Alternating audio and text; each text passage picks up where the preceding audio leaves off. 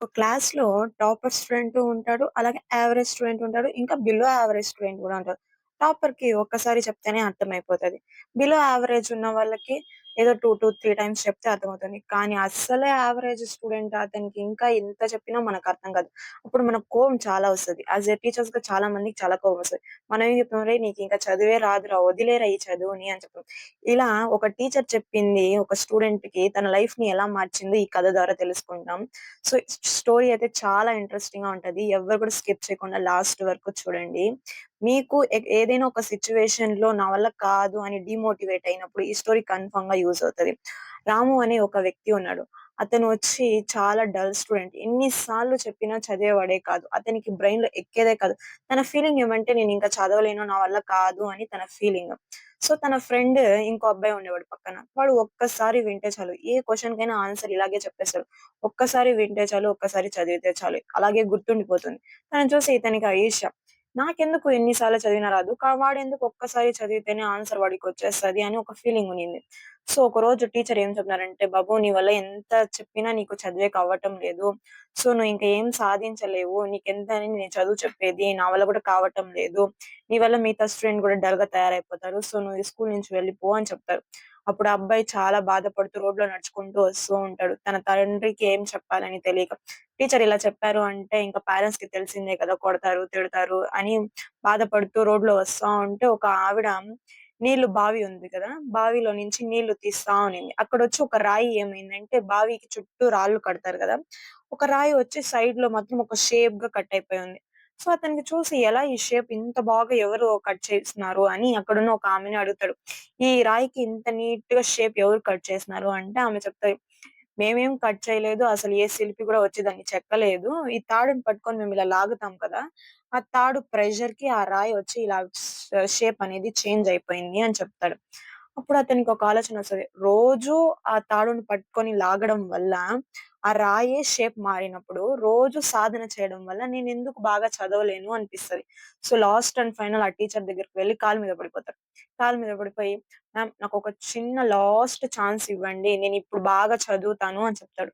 So, అతను teacher ఏం చేస్తాడంటే, సరే ఒక లాస్ట్ ఛాన్స్ ఇచ్చి చూద్దాం. ఏ టీచర్‌కైనా స్టూడెంట్ మీద ఏం కోపం ఉండదు. వాళ్ళ లైఫ్ బావుండాలనే కదా చూస్తారు. సో, సరే చూద్దాము అని చెప్పి అతనికొక ఛాన్స్ ఇస్తారు. ఒక ఛాన్స్ ఇచ్చిన తర్వాత ఆ అబ్బాయి ఏం చేస్తాడంటే, రోజు సాధన చేయడం అనేది స్టార్ట్ చేస్తాడు. అంటే ఏదైనా ఒక లెసన్ తనకి రాకపోతే 100 టైమ్స్ పైన చదువుతాడు. 100 టైమ్స్ పైన చదివి ఆ లెసన్ అర్థం చేసుకునేంత వరకు చదువుతానే ఉంటాడు. సో, అలా చదవడం, చదవడం రోజు చదవడం వల్ల అతను మంచి టీచర్ అయిపోతాడు. స్టోరీ చాలా ఇంట్రెస్టింగ్‌గా ఉంది కదా! లాస్ట్‌లో షాక్ గూడా ఉంది. అతను టీచర్ అవ్వడం ఏంటి అని. రోజు సాధన చేయడం వల్ల ఏమంటే, అతనికి ఎక్కువ గుర్తుండిపోయేది. ఆ లెసన్, దాంట్లో ఉన్న టాపిక్స్ ఇవన్నీ.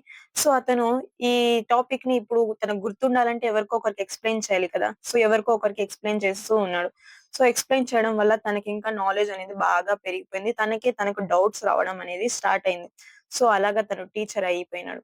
నిజంగా స్టోరీ చాలా ఇంట్రెస్టింగ్‌గా ఉంది కదా! ఈ స్టోరీని బట్టి ఏం అర్థమవుతుంది అంటే, మనం డైలీ ప్రాక్టీస్ చేయడం వల్ల మనకు రాని విషయాలు చాలా మనకు వచ్చేస్తాయి. ఈ స్టోరీకి ఇంకా బెస్ట్ ఎగ్జాంపుల్ ఒకటి చెప్తాను చూడండి. మా సార్ ఉండేవారు. మా సివిక్స్ సార్ అని ఒక సార్ ఉండేవారు. ఆ సార్ వచ్చి మాకు ఇంటర్‌లో తన లైఫ్ స్టోరీని ఇలా షేర్ చేసుకున్నారు. తను ఇంటర్ ఫస్ట్ ఇయర్‌లో జస్ట్ 35 మార్క్స్‌తో పాస్ అంట. సివిక్స్‌లో. సివిక్స్‌లో జస్ట్ 35 మార్క్స్‌తో పాస్ అయిపోయినాడు. తన టీచర్ లేపి క్లాస్‌లో అందరి ముందర జస్ట్ 35 తెచ్చినావు నువ్వేంరా సాధిస్తావు జీవితంలో అని ఎక్కిరించినారంట. తనకప్పుడు చాలా బాధ వేసిందంట. ఆ రోజు నుంచి తనకు రాని సబ్జెక్ట్ ఏది అంటే సివిక్సే అంట. సో, ఆ సివిక్స్ మీద ఎక్కువ కాన్సంట్రేషన్ చేసి బాగా చదివేవాడంట. బాగా చదివి, చదివి, చదివి తర్వాత తనకు లైఫ్‌లో ఒక యాంబిషన్ వచ్చిందంట. ఐఏఎస్ అవ్వాలి అని. సో, పెద్ద యాంబిషన్ కదా! సో, చాలా కష్టపడాలి అని బాగా కష్టపడి చదివారంట. కానీ రాలేదు. ఐఏఎస్ ఎగ్జామ్‌కి కూడా రాసినారు. కానీ క్లియర్ చేయలేకపోయినారు. సో, అతను చాలా రిగ్రెట్ ఫీల్ అవుతూ ఉంటే తనకి మళ్ళీ ఆలోచనొచ్చింది. నేను ఐఏఎస్ కాలేకపోయినాను. కానీ నా స్టూడెంట్స్‌ని ఐఏఎస్ చేయొచ్చు గదా! సో, కన్ఫర్మ్‌గా నేను ఒక టీచర్ అవ్వాలి అని చెప్పి అతను ఇంకా టీచింగ్ ఫీల్డ్‌కి వెళ్ళడం, గవర్నమెంట్ టీచర్ అయినారు. సో, అతను ఇప్పుడు సివిక్స్ టీచర్. సివిక్స్‌లో జస్ట్ 35 మార్క్స్ సాధించిన వ్యక్తి ఇప్పుడు సివిక్స్‌కే టీచర్ అయినారు. సివిక్స్ సబ్జెక్ట్‌కో టీచర్ అయినారు. సో, మనం ఏది అనుకుంటే అది సాధించగలం. కానీ దేనివల్ల అంటే మన ప్రాక్టీస్. అందుకే చెప్తారు ప్రాక్టీస్ మేక్ మ్యాన్ పర్ఫెక్ట్ అని. మనం ఎన్ని సార్లు ప్రాక్టీస్ చేసామో అది చాలా మనకు గుర్తుంటుంది. మనకు స్కూళ్ళల్లో గూడా ఎక్కువ సార్లు రాయిపిస్తూనే ఉంటారు. టెస్ట్ తిప్పి, తిప్పి, తిప్పి ఇంకా 10థ్ క్లాస్‌లో అయితే. ఇప్పుడు అందరికి వస్తదంటే ఎన్ని సార్లు రాయాలిరబ్బా! ఈ క్వెషన్స్ రాసినవే రాయాలి అని ఫీలింగొస్తది. సో, అది ఎందుకు చెప్తారు అంటే ఎన్ని సార్లు రాస్తే అన్ని సార్లు ఒక్కొక్కసారి ఒక కొత్త డౌట్ అనేది మనకొస్తుంది. సో, దాన్ని ఎలా సాల్వ్ చేయాలి అని మళ్ళీ ఆలోచిస్తాం. అలాగా చేయడం వల్ల మనకు ఆ క్వెషన్ చూడగానే ఆన్సర్ ఇదే కదా! ఆ రోజు చేసినాం కదా! అని గుర్తుకొస్తది. సో, అందుకే చెప్తారు ప్రాక్టీస్ చేయడం వల్ల ఏదైనా సాధించవచ్చు అని. సో, ఈ స్టోరీ విన్న తర్వాత మీకు అర్థమైంది కదా! ఇప్పుడు మీరేం చేయాలో. సో, ఇప్పటి నుంచే ప్రాక్టీస్ స్టార్ట్ చేయండి. మీ లైఫ్‌లో మీరు అనుకున్నది సాధించండి. సో, మా ఛానెల్ మీకు నచ్చినట్లయితే లైక్ చేయండి, షేర్ చేయండి, అలాగే సబ్స్క్రైబ్ చేసుకోండి.